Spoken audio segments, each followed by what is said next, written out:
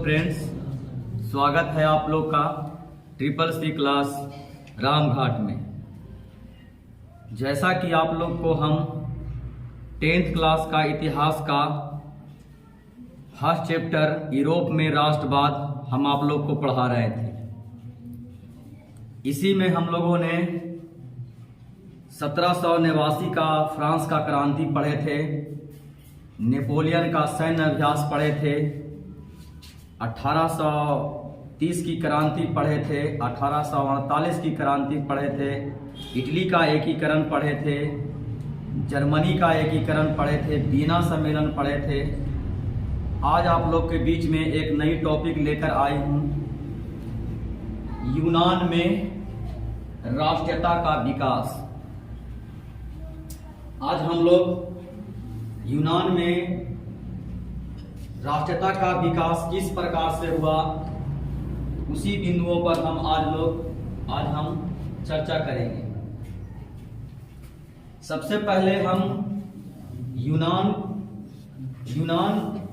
जो आपका देश था, ये भी यूरोप महादेश में ही पड़ते थे।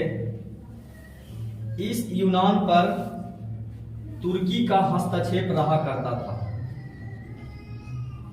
यानी कि हम कह सकते हैं कि यूनान पर तुर्की का अधिकार था।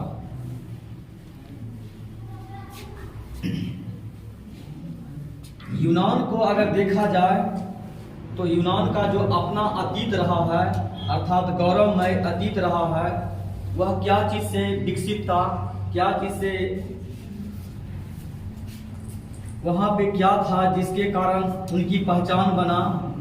वहां पे साहित्य, कला, चिकित्सक विज्ञान और ज्ञान विज्ञान के क्षेत्र में सभी यूरोप वासियों के लिए प्रेरणा का स्रोत था, जिसके कारण अधिकांशतः यूरोपवासी चाहते थे कि जो तुर्की का यूनान पर जो हस्तक्षेप है, वह हस्तक्षेप से यूनान मुक्त हो जाए। देखिए, आप लोग को यहां लिख दिए हैं तुर्की का वह अधीन हुआ करता था। अब यहां पे देखा जाए धर्म की दृष्टि से, तो धर्म की दृष्टि से यूनान में रूस के धर्म से कुछ मिलता जुलता था। अर्थात कह सकते हैं कि यूनान में एक ऑर्थोडॉक्स चर्च हुआ करते थे, जो रूस से मेल खाते थे। अर्थात हम कह सकते हैं कि धार्मिक दृष्टिकोण से यूनान रूस से कुछ मिलता जुलता था। यहां पे राष्ट्रीयता का विकास करने में सबसे अहम योगदान फ्रांस की क्रांति को माना जाता है। फ्रांस की क्रांति को माना जाता है, यानी कि यूनान में जो राष्ट्रीयता का जो विकास हुआ था, उस विकास में सबसे ज्यादा अहम रोल फ्रांस की क्रांति को ही माना जाता है। फ्रांस की क्रांति का ही देन है कि वहां भी राष्ट्रीयता का विकास बहुत तेजी से हुआ। हितेरिया नामक एक संगठन की वहां पे स्थापना किया गया। हितेरिया नामक संघ की वहां पे स्थापना किया गया, और वो स्थापना ओडेसा, याद रखिएगा, ओडेसा स्थान पर किया गया है। ठीक, हितेरिया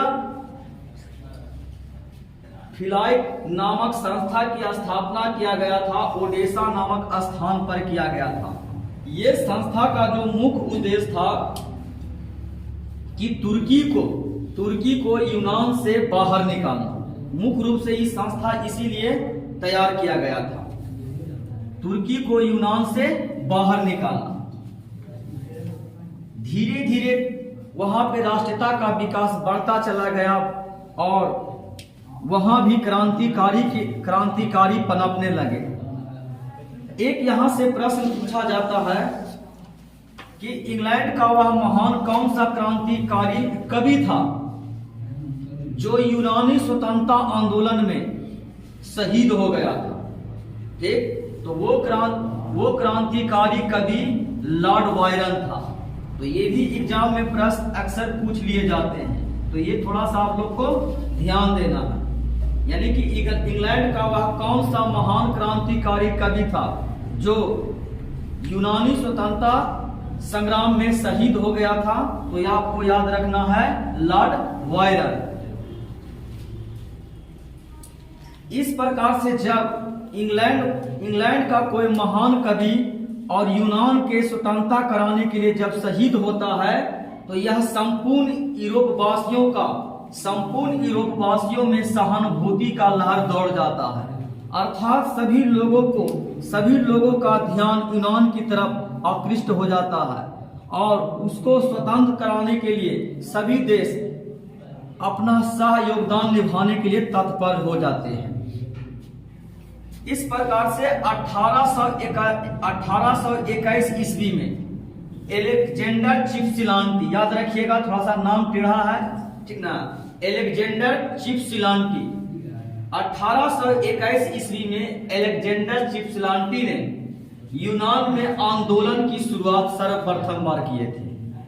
ठीक, इन्होंने 1821 ईस्वी में एलेक्जेंडर चिपसिलांटी ने सर्वप्रथम यूनान में राष्ट्रीयता के विकास करने में सबसे अहम योगदान निभाया, अर्थात आंदोलन किए। इस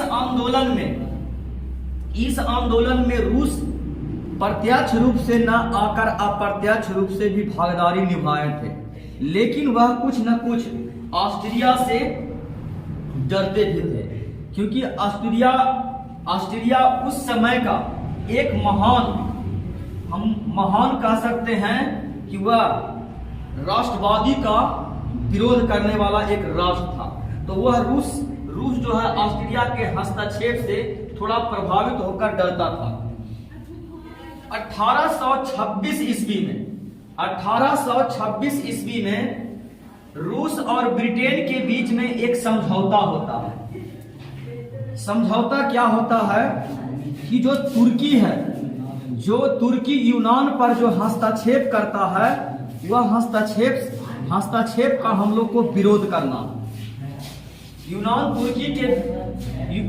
तुर्की और यूनान विवाद में हस्तक्षेप करेंगे, अर्थात जो तुर्की यूनान पर अपना अधिकार जमाए हुए है, वहां पे जो भी राष्ट्रवाद की भावना को दबाता है, तो हम उसमें हस्त का काम करेंगे, यानी कि उसमें हम बीच में आएंगे। ये किसके बीच में समझौता हुआ? तो रूस और ब्रिटेन के बीच में हुआ। अब रूस इसमें किस लिए इन्वॉल्व था? क्योंकि वह धार्मिक दृष्टि से, हम पहले बताए थे कि धार्मिक दृष्टि से यूनान की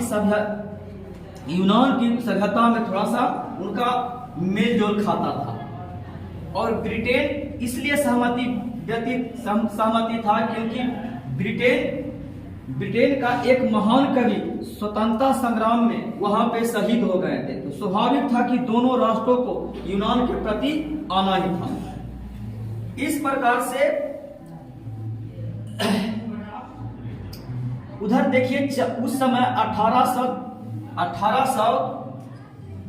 1826 के दशक के समय जो फ्रांस का जो राजा था चार्ल्स एक्स, वह भी यूनान आंदोलन में ठीक दिलचस्पी लेने लगे थे, अर्थात वह भी यूनान को पक्ष में अपना मतलब योगदान दे रहे थे। इसी प्रकार से 1827 ईस्वी में, याद रखिएगा 1827 ईस्वी में लंदन में एक मीटिंग हुआ। मीटिंग में फ्रांस, इंग्लैंड और रूस, ये तीन राष्ट्र मिलकर एक सम्मेलन किया, और इस सम्मेलन में यह निर्णय लिया गया कि तुर्की के समर्थन में हम तुर्की के खिलाफ हम तीनों राष्ट्र उससे युद्ध करेंगे, तुर्की के युद्ध करेंगे। यानी कि 1827 ईस्वी में लंदन में यह सम्मेलन हुआ था। इसमें यह निर्णय लिया गया कि हम लोग को यूनान से तुर्की को बाहर निकालना है, और इस प्रकार से युद्ध की ऐलान कर दिया। ये तीन वो महान राष्ट्रों ने तुर्की को यूनान से बाहर निकालने के लिए आंदोलन छेड़ दिए। तुर्की के समर्थन में एक देश आता है, उस देश का नाम है मिस्र तुर्की के पक्ष में आता है और वो भी युद्ध में शामिल हो जाता है। ऐसा होता है कि तुर्की को, मिस्र को भी हार हो जाता है। और इस प्रकार से युद्ध की समाप्ति एक संधि के द्वारा संपन्न होता है। और ये संधि अक्सर एग्जाम में पूछे जाते हैं। ठीक, तो 1829 ईस्वी में एड्रियानोपल की संधि हुआ था। और इसी संधि के तहत यूनान को स्वतंत्र राष्ट्र घोषित किया गया था। आपसे प्रश्न में पूछेगा कि एड्रियानोपल की संधि कब हुआ था, तो 1829 में हुआ था। और ये कब हुआ था तो बता ही दिए। किसके बीच, तो एक तरफ में बाबू तुर्की रहता है और दूसरी तरफ में इंग्लैंड, फ्रांस और रूस जैसे महान राष्ट्र रहते हैं। इस प्रकार से 1832 ईस्वी में यूनान स्वतंत्र राष्ट्र की घोषणा किया गया। यानी कि 1832 ईस्वी में यूनान पूर्णतः रूप से स्वतंत्र हो गया। और इस प्रकार से बवेरिया के शासक, याद रखिएगा, बवेरिया के शासक ऑटो को स्वतंत्र यूनान का राजा बनाया गया। यानी कि बवेरिया के जो शासक था ऑटो, उनको यूनान का राजा घोषित किया गया। इस प्रकार से यूनान में राष्ट्रीयता का विकास हुआ और 1832 ईस्वी में ही यूनान स्वतंत्र हो गया था। और इसको स्वतंत्र कराने में 3 महान देशों का योगदान रहा, रूस, फ्रांस और इंग्लैंड। और इस प्रकार से यूनान का राष्ट्रीयता का विकास हुआ। और 1832 ईस्वी में यूनान पूर्णतः रूप से स्वतंत्र हो गया। उसके बाद आप लोग का जो अगला टॉपिक पढ़ने का है, हंगरी में राष्ट्रीयता का विकास। हंगरी में जो राष्ट्रीयता का विकास हुआ था, ठीक, यहां पे भी आपका फ्रांस की क्रांति का ही क्या है, देन है। अब ये हंगरी पर किसका अस्तित्व था, यानी कि हंगरी को कौन कब्जा में लिए हुए थे, तो हंगरी पर ऑस्ट्रिया का प्रभाव था। वही ऑस्ट्रिया जहां का राजा मेटरनिक। 1848 ईस्वी के बाद वहां पे भी राष्ट्रीयता का विकास जोर पकड़ लिया। 1848 में फ्रांस की जो क्रांति हुआ था, और इस क्रांति में भी आप लोग जानते थे, हम आपको पढ़ाए थे कि 1848 ईस्वी के क्रांति के बाद जो फ्रांस में क्रांति हुआ था, उस क्रांति के बाद मेटरनिक युग का अंत हो जाता है। और जो मेटरनिक युग चलता आ रहा था 1815 से लेकर 1848 ईस्वी तक का जो युग रहा था, वो मेटरनिक युग रहा था। और 48 में फ्रांस के क्रांति के बाद यह युद्ध का इस मेटरनिक युग का अंत होता है। अब यहाँ पे थोड़ा बहुत हम लोग देख लेते हैं आंदोलन। जो यहाँ पे जो सबसे ज्यादा करने वाले थे, कोसुत, याद रखिएगा, कोसुत और फ्रांसिसिक डिक। कोसुत और फ्रांसिसिक डिक नामक 2 क्रांतिकारी थे, जो हंगरी में राष्ट्रीयता का विकास करने के लिए एक आंदोलन शुरू किए थे। इसी कारण से यही आंदोलन का प्रभाव रहा कि 31 मार्च 1848 ईस्वी में ऑस्ट्रिया की सरकार को हंगरी की बात मानना पड़ा। यानी कि 1848 ईस्वी में ऑस्ट्रिया की सरकार को हंगरी का जो कुछ बात, मतलब जो कुछ मांग था, जो उनको मानना पड़ा। इस प्रकार से वहां पे हंगरी में सामंती व्यवस्था जो पहले से चलते आ रहा था, यानी कि जो सामंत व्यवस्था था, उस व्यवस्था का अंत हो गया। और वहां पे एक डाइट सभा का आयोजन किया गया। डाइट मतलब एक तरह से हम लोग पार्लियामेंट कर सकते हैं, ठीक ना, विधान। वहां पे लोकतंत्र एक तरह से हो गया, ठीक, स्थापना किया गया। और यह स्थापना कहाँ किया गया था? तो बुडापेस्ट में किया गया था। ये आपसे प्रश्न पूछता है बुडापेस्ट के बारे में, तो ये थोड़ा सा याद रखिएगा। आपको यहाँ से एक प्रश्न पूछेगा हंगरी से कि हंगरी की राजधानी कहाँ है, तो याद रखिएगा बुडापेस्ट। यहीं से एक प्रश्न पूछता है अक्सर एग्जाम में। ऐसे तो एग्जाम में देखने के लिए प्रश्न यहाँ से कम मिलते हैं, लेकिन एक प्रश्न यहाँ से पूछा जाता है कि हंगरी की राजधानी कहाँ है, तो आपको याद रखना है बुडापेस्ट। इस प्रकार से राष्ट्रीयता का अस्तित्व प्रदान होता है कहाँ पे? हंगरी में। बोहेमिया में जो राष्ट्रीयता का विकास हुआ था उसके बारे में थोड़ा सा देख लेंगे। बोहेमिया जो था वो ऑस्ट्रिया का वहां पे प्रभाव था, यानी कि बोहेमिया में ऑस्ट्रिया का प्रभाव था, ऑस्ट्रिया का ही गुलाम था। वहां पे चेक जाति, बोहेमिया में चेक जाति ने आंदोलन प्रारंभ किया था, लेकिन इस आंदोलन को ऑस्ट्रिया ने क्रूरता के साथ दबा दिया था। यहां से ज्यादा हम लोग की बात पढ़ना नहीं है। उसके बाद हम लोग का जो टॉपिक है कि राष्ट्रवाद का प्रभाव, अर्थात राष्ट्रवाद जो नेपोलियन ने प्रारंभ किया था सैन्य अभियान के बल पे, उसका प्रभाव क्या रहा, इसके बारे में थोड़ा सा हम लोग देख लेते हैं। जैसा कि आप लोग जानते हैं कि राष्ट्रवाद का सर्वप्रथम जो प्रयोग माना जाता है फ्रांस का क्रांति। फ्रांस में 1789 में क्रांति हुआ, 1830 में क्रांति हुआ, 1848 ईस्वी में क्रांति हुआ। ये राष्ट्रवाद का ही क्या है? देन है कि ऐसे क्रांति वहां पे हुआ।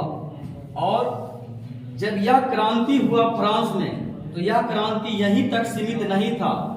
यह क्रांति का ही नतीजा था कि इटली का एकीकरण संपन्न हुआ, जर्मनी का एकीकरण संपन्न हुआ, यूनान 1832 ईस्वी में ही स्वतंत्र हो गया। अर्थात ये राष्ट्रवाद का ही क्या है? देन था। और क्या हुआ कि छोटे छोटे जो राज्य था उस राज्यों का भी उदय होना शुरू हो गया। अर्थात वहां का भी जनता ने राष्ट्रीयता के विकास को, महत्व को समझा। राष्ट्रवाद का विकास यूरोप में ही सीमित नहीं रहा। यह विश्व के जितने भी महादेश था वह महादेशों पर भी इसका असर देखने को मिला। भारत में राष्ट्रवाद का विकास में भी अहम योगदान रहा। थोड़ा सा उसको भी हम लोग देख लेते हैं। यहाँ पे मैसूर का जो शासक टीपू सुल्तान था, मैसूर का जो शासक टीपू सुल्तान था, जो फ्रांस में प्रथम क्रांति 1789 ईस्वी में जो हुआ था, उस क्रांति से बहुत ही प्रभावित हुआ था। अब प्रभावित होकर टीपू सुल्तान जैकोबिन क्लब की स्थापना कर दिए थे। ये जैकोबिन क्लब क्या था भाई? तो ये जैकोबिन क्लब जो था ये राष्ट्रवाद के विकास में सबसे ज्यादा योगदान निभाता है, यानी कि देश में राष्ट्रीयता को विकास करना के लिए एक क्लब की स्थापना करवाए थे। कौन? टीपू सुल्तान। यही है इसका प्रभाव। और देखने को मिलता है भारत में कि श्रीरंगपट्टनम में जो स्वतंत्रता का प्रतीक एक वृक्ष लगाए थे, और वो भी कौन लगाए थे? तो ये टीपू सुल्तान ने ही लगाए थे। एक स्वतंत्रता की प्रतीक वृक्ष लगाए थे। वो कहां लगाए थे? तो श्रीरंगपट्टनम में। और इसका प्रभाव क्या देखने को मिलता है भारत में कि राजा राम मोहन राय भी अंतरराष्ट्रीय घटनाओं को काफी गहनता के साथ देखते थे। यही कारण है कि 1821 ईस्वी में नेपलस की क्रांति हुआ था, जिसमें नेपलस में यह क्रांति विफल हो गया था। और इनकी विफलता पर राजा राम मोहन राय राय ने काफी दुख प्रकट किए थे। और 1823 ईस्वी में स्पेनी में स्वतंत्रता का आंदोलन हुआ था और यह आंदोलन सफल हुआ था, और जिसके उपलक्ष्य में राजा राम मोहन राय ने एक भव्य भोजन का आयोजन किए थे। तो इस प्रकार से हम लोगों ने राष्ट्रवाद का प्रभाव भी देख लिए कि राष्ट्रवाद का प्रभाव किस प्रकार से रहा, और फ्रांस का जो क्रांति हुआ उस क्रांति का प्रभाव किन किन देशों पर पड़ा, और कौन कौन से ऐसे देश थे जो स्वतंत्र हो गए। इस प्रकार से हम आप लोग को 10th का इतिहास का प्रथम चैप्टर भारत यूरोप में जो राष्ट्रवाद है वह आपका चैप्टर समापन होता है। उसके बाद है कि आपका इसमें 1 नंबर का जो प्रश्न है वो भी आपका सबसे ज्यादा अहम निभाता है, क्योंकि आप लोग जानते हैं कि हमारा जो बिहार बोर्ड जो है वो 50% ऑब्जेक्टिव प्रश्न देता है। तो आप लोग एक बार पुनः फिर से वीडियो को पार्ट बाय पार्ट देख लीजिएगा, और देखने के बाद आप नोट्स तैयारी कर लीजिएगा, और इसके पीछे में जो प्रश्न पूछा गया है उस प्रश्नों को देख लें, और उसको भी जब आप उसको देखिएगा तो जितना भी हम आपको पाठ पढ़ाए हैं उसी पाठ में से आपका वो भी बन जाएगा। अगली जो आप लोग को हम क्लास लाने वाले हैं वो क्लास है समाजवाद और साम्यवाद। वो अगली चैप्टर में हम आप लोग को लेकर आएंगे, और 10th का जितना भी आप लोग का क्लास है टोटल क्लास हम आप लोग को उपलब्ध कराएंगे, चाहे वो साइंस हो चाहे वो आर्ट्स हो। साइंस का भी हम चैप्टर लेकर आएंगे, आर्ट्स का भी चैप्टर जितना भी है वो भी सारा लेकर आएंगे। कितने बच्चे हैं जो आर्ट्स पेपर से बहुत ही डरते हैं, डरने की आवश्यकता नहीं है, इसमें थोड़ा सा रुचि पैदा कीजिएगा, मन लगाइएगा, तो ये भी आप लोग को अच्छा लगने लगेगा। बिहार के अधिकांशता बच्चों को देखते हैं कि मैथ और साइंस में दिन रात लगे रहते हैं और आर्ट्स पेपर को छोड़ देते हैं, लेकिन आईएएस के बाद ग्रेजुएशन में जब जाता है बच्चा तो वह पुनः इसी पथ पर आ जाता है। थोड़ा सा इसमें भी मन लगाइएगा और इसमें इंटरेस्ट रखिएगा तो ये भी पढ़ने में अच्छा लगता है, डरने की बात नहीं है। आप लोग के लिए हम सारा क्लास लेकर आएंगे। कहिएगा तो आपका संस्कृत बहुत सारे बच्चे नहीं पढ़ना चाहते हैं, संस्कृत का भी हम क्लास लेकर आएंगे, ठीक ना। उसमें भी हम आपको अच्छा खासा बताएंगे, चाहे प्रथम बुक हो, चाहे द्वितीय बुक हो, चाहे ग्रामर हो, चाहे जो भी आपका संस्कृत में दिक्कत होता है वो सारे टॉपिक को हम लाने का प्रयास करेंगे। आप हमारी वीडियो को देखा कीजिए, हम आपके लिए इतना मेहनत करते हैं तो थोड़ा सा लाइक कर दीजिएगा, चैनल को सब्सक्राइब कर दीजिएगा और दूसरों को भी शेयर कर दीजिएगा ताकि उनको भी ये सुविधा मिले। आपका वीडियो कैसा लग रहा है आप कमेंट भी कर दीजिएगा, ताकि हम आपके कमेंट को पढ़ते हैं तो हमें और उत्सुकता से हम आपकी वीडियो लाते हैं। जय हिंद, जय भारत।